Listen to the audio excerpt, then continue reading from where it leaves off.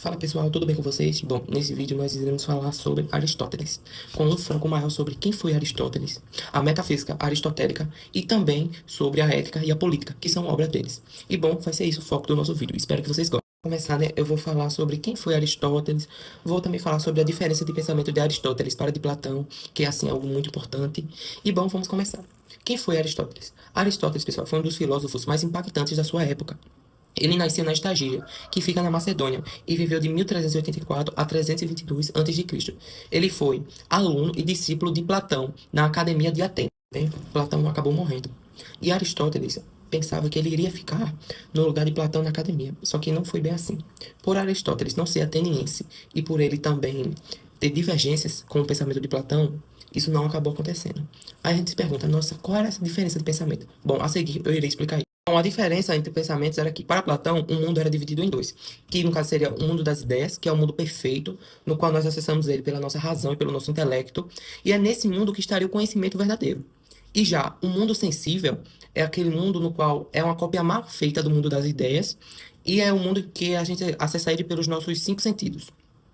E bom, ele diz, né, que nós não podemos confiar no mundo sensível, né, pois ele é cheio de falhas, erros e assim vai. E agora eu vou falar sobre o pensamento de Aristóteles.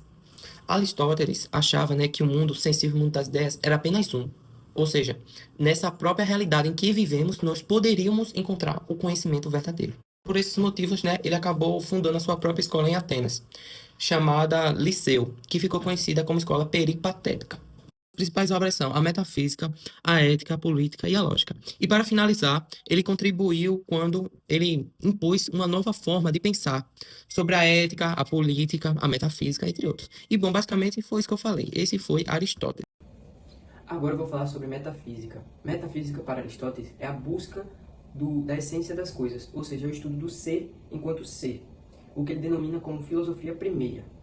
Agora vamos entrar no conceito de matéria e forma. Bom, eu vou trazer um exemplo para vocês entenderem melhor.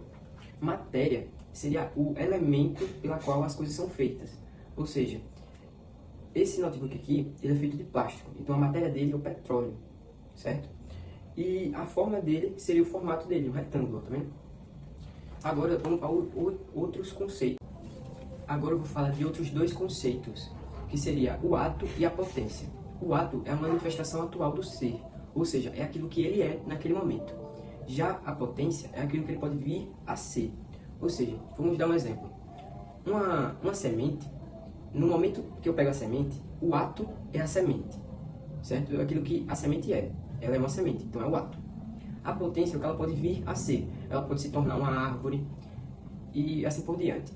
E se eu pego, por exemplo, uma árvore como ato, a semente virou uma árvore. Então, em ato, ela é uma árvore. E a potência dela, ela pode se transformar numa cadeira, numa mesa e assim vai. Vou fazer o resumo do que eu falei. Vou pegar como exemplo o notebook novamente. Bom, em matéria, esse notebook é petróleo. A matéria dele é o petróleo, que é o elemento na qual ele veio. Em forma, é o retângulo, que é o formato dele. Em ato, é o notebook, em ato, que é o que ele é. E em potência, que é o que ele pode vir a ser um lixo eletrônico, por exemplo. Outras três coisas que Aristóteles também vai falar é os conceitos de substância, essência e acidente. Substância seria o ser. Todos os seres são substância. Essência é aquilo que faz ser aquele ser o que ele é, aquilo que não pode ser tirado dele, senão não é ele, entende? E acidente é o que pode ocasionar, por exemplo, em questão de altura, gordo, magro. Vamos dar o exemplo do ser humano. O ser humano é a substância. A essência seria a racionalidade. Porque se você tirar a racionalidade do ser humano, ele acaba não sendo o ser humano.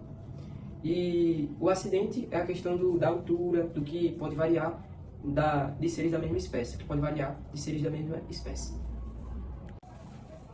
Agora eu vou falar sobre a teoria das quatro causas.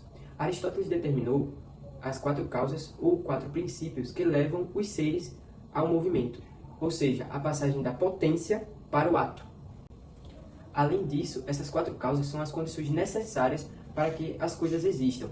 Essas quatro causas são causa material, que corresponde à matéria-prima, causa formal, que corresponde à forma, causa eficiente, que é o agente, causa final, que é para que serve aquilo. E para ficar mais claro, vou dar um exemplo. Uma cadeira. A causa material seria a madeira. A causa formal é o formato da cadeira, para que a gente reconheça que é uma cadeira.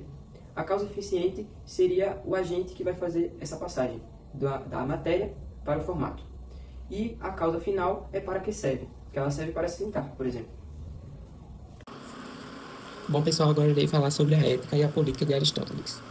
Bom, o que seria primeiramente, né, ética? E depois eu vou falar o que é política. Mas, basicamente, a ética seria o quê?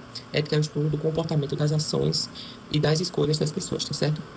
E o que é política? Política, pessoal, é como a sociedade organiza o poder, como ela toma decisões e tal. E, bom, para Aristóteles, a ética e a política, elas são indissociáveis, ou seja, ambas devem estar juntas trabalhando para garantir uma moral e uma política eficaz. E a filosofia de Aristóteles, ela era teológica, ou seja, ela quer estudar qual é o fim das últimas coisas, né? Qual é o fim daquilo, tá bom? E bom, Aristóteles se perguntava, qual será o último fim do homem? Qual seria o objetivo, o fim? E basicamente o fim seria a eudaimonia, que hoje nós conhecemos, né, como se fosse a felicidade. E para Aristóteles, a felicidade só poderia ser alcançada na polis. E bom, já eu irei falar por quê. Agora vamos entender um pouquinho da ética da virtude. Eu irei falar sobre a virtude. A virtude, pessoal, é a ética do justo meio, no qual propõe que a virtude está em equilíbrio entre dois extremos, o excesso e a deficiência. Bom, a seguir eu vou citar um exemplo, para vocês entenderem melhor. Vamos citar um exemplo. Vamos dizer que a minha virtude aqui seja a coragem. E como vocês sabem, né, há dois pontos extremos.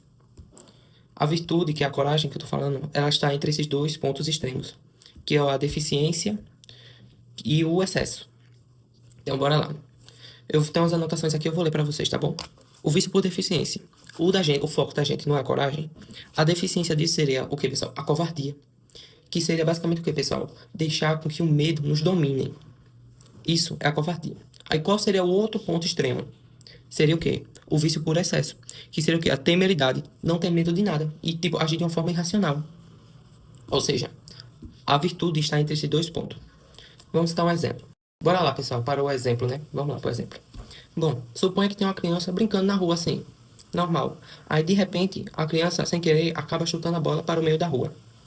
Como nós sabemos, né, que a criança é inocente e tal, ela vai atrás dessa bola. Aí, quando ela vai atrás da bola, lá vem um carro. Aí, bom, se a criança ficar parada ali, com medo, sem agir, isso é a covardia. Ou seja, o medo está paralisando tanto ela que ela não está nem raciocinando. E já outro caso seria o quê? Se a criança visse o carro e fizesse o quê? Se ela saísse correndo para o outro lado. Isso seria o quê, pessoal? Isso seria a temeridade. Ela estaria agindo por excesso, ou seja, ela não estava raciocinando para fazer isso. E a virtude, que seria a coragem, seria o quê? Ela agir racionalmente, ou seja, esperar o carro passar para depois ela agir. E esse foi o exemplo. Agora vamos entender outros conceitos, né? Outras coisas de Aristóteles. Bom, pessoal, Aristóteles disse que o homem só consegue a felicidade se ele estiver na polis, ou seja, na comunidade. Mas por quê? Porque, pessoal, é o homem estando na comunidade que ele vai exercitar a virtude, colocando isso como um hábito. Ou seja, tomando decisões e tal. É por isso que Aristóteles disse que o homem só alcança a felicidade na polis. Pessoal, agora eu vou falar sobre as formas de governo, né? Na qual Aristóteles fala. Bom, eu vou falar com base aqui nas minhas anotações, tá certo? Tem que ser bem rapidinho, porque senão o vídeo vai ultrapassar o tempo. Bom, Aristóteles disse que, bom, uma polis bem governada é aquela governada cujo objetivo é alcançar o bem comum, o bem para todos, pensando na felicidade para todos, tá certo? Aí, bom, as formas boas de governo são essas. A monarquia, no qual ela é governada por apenas uma pessoa, e a forma má dessa forma de governo seria o quê? A tirania. Outra forma de governo seria a aristocracia, que ela é governada por poucos. E a forma ruim dessa forma de governo seria a oligarquia. Outra forma de governo, pessoal, seria o quê? A politeia, que é governada por muitos. E a forma ruim dessa seria a democracia. E bom, é isso, sobre as formas. Pessoal, para finalizar, né, vou falar sobre o cidadão. Bom, é considerado, pessoal, cidadão aquele que está ali constantemente na polis, ajudando na tomada de decisões e tal. É esse o conceito de cidadão que Aristóteles propõe. E bom, pessoal, esse foi o vídeo. Espero que vocês tenham gostado, que tenham compreendido. Até a próxima.